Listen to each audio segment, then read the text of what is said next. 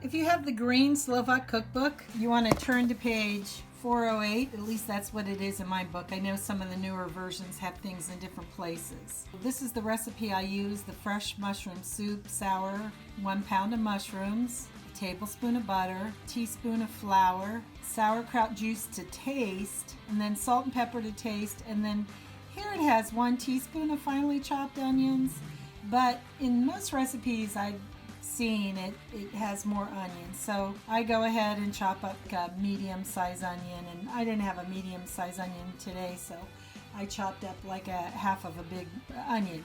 It says to wash the mushrooms, cook them in 1 quart of water until they're tender, save your water, run your mushrooms through a food chopper, add your sauerkraut juice to the mushrooms and water, use salt and pepper and bring it to boil. And then when you do that, you're going to make zapraszka, is what Mom used to call it. So what you do is you brown your flour and your butter until it's slightly brown. Then you're going to add your onions and then brown those. And to that mixture, you're going to add 1/4 cup of water, bring it to boil and stir, and then strain it. And then add this to your mushroom soup to simmer for a couple of minutes. That's all it is. So here we go. So I'm going to show you how to make our Huby soup. Huby means mushroom, I believe. I found these mushrooms at Meijer's, and the porcini mushrooms, they come in 1 ounce packages. The recipe here calls for 2 ounces of dried mushrooms, and it calls for 1 pound of fresh mushrooms. So these porcini mushrooms, when I bought them last year, I found that it's got the recipe for Polish mushroom soup. And this one, it's pretty much the same recipe that I use, with the exception of I don't put beef broth in it, and I don't do sour cream or yogurt or fresh dill. And instead what I add is sauerkraut juice and some sauerkraut. So this is the basic recipe, but I get mine out of the Slovak cookbook, and I'll show that to you a little bit later. So the first thing I'm going to do is just take these mushrooms, open them up, and then soak them in a pan of water until they're soft. So maybe 45 minutes, could be an hour.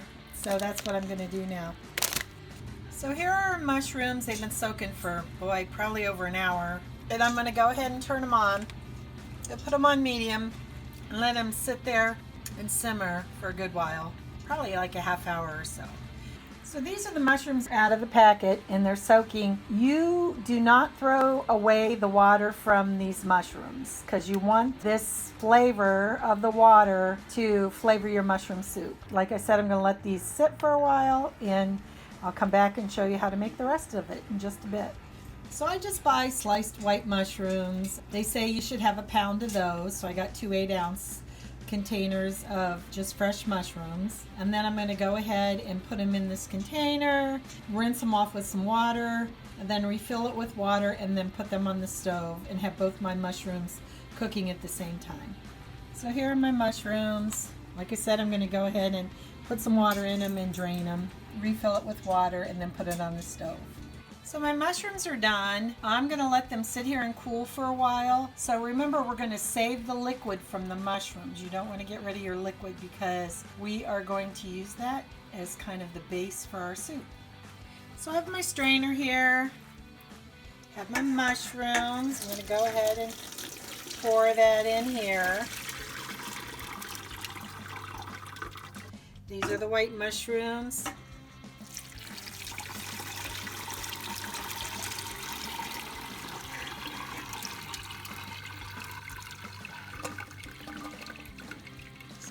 See, it's probably a little less than a half of my pan. My pan's probably, I don't know, 10-quart pan. We're going to let these mushrooms cool, and then we're going to chop them up. And you can either use a food processor. I have a chopper for nuts and vegetables. If you use the chopper, they're not quite as fine. The food processor makes them really, really fine. So some people like them real fine, and other people just like them a little chunkier. I got my mushrooms in the chopper. And I'm going to just do it on low. I'm going to kind of pulsate them a little bit.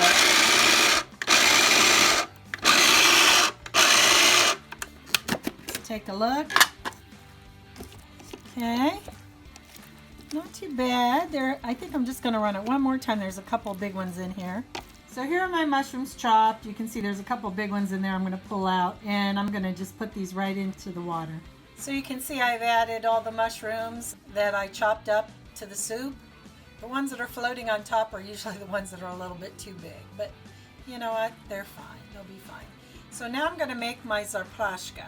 So what I'm going to do is I'm going to take butter. We're going to take a tablespoon of butter, melt it, and then to that we're going to add our onions and our flour and some water.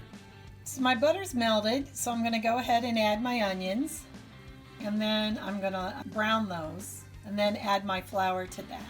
So while my onions are sauteing, I need to add my sauerkraut juice. I'm going to pour as much juice as I can. I actually got a couple of bags because it's really hard to get juice. I know there's a place in Cambridge where we used to be able to buy just cans of juice, but we don't have it here. So I add sauerkraut juice and then I add some sauerkraut. So I'm going to pour the juice in. You're supposed to bring this soup to a boil, and when that comes to a boil, then you're going to add your zaprashka. So I'm going to add some sauerkraut to this. I usually don't add a lot. I might add about a half of this bag of sauerkraut to this. I usually chop it up, but this looks pretty fine. So my onions are browned. I'm going to take actually and do a tablespoon of flour because I did more onions than I typically do. And I'm going to go ahead and add that flour. So a tablespoon is what, 3 teaspoons. So it's a little off from the recipe. And I'm going to mix that up a little bit. You're supposed to add a 1/4 cup of water. And again, my soup back here is on. It is getting ready to hopefully boil in a little bit, and then I'll add my zarpashka. I'm not going to drain the water. I'm just going to use what I got. So that's kind of what the zarpashka looks like. So you can probably see that my soup, the mushrooms have kind of, and the sauerkraut's kind of come to the top. So it's kind of sitting here, been boiling a little bit. So now I'm going to add my zarpashka, which is this mixture here. This is what it looks like, kind of your browned flour and your onions. I'm going to add that to the soup. Then it's just going to sit there probably half hour or so, and then your soup is done. To this soup, I'm supposed to add salt and pepper to taste. Of course, I personally am not going to taste this, so I'm just going to add about a teaspoon of salt, maybe half a teaspoon of pepper. Like I said, once you go ahead and let it cook for like 30 minutes or so, you can go ahead and turn it off, and then you want to wait till it cools. You can put it in a container, either a glass container or these plastic containers they have with lids, like Ziploc things. And then you can go ahead and freeze it if you'd like. But actually, I think people have said it tastes better a couple days later. So it's always kind of good to make a couple days ahead. So that's it for mushroom soup.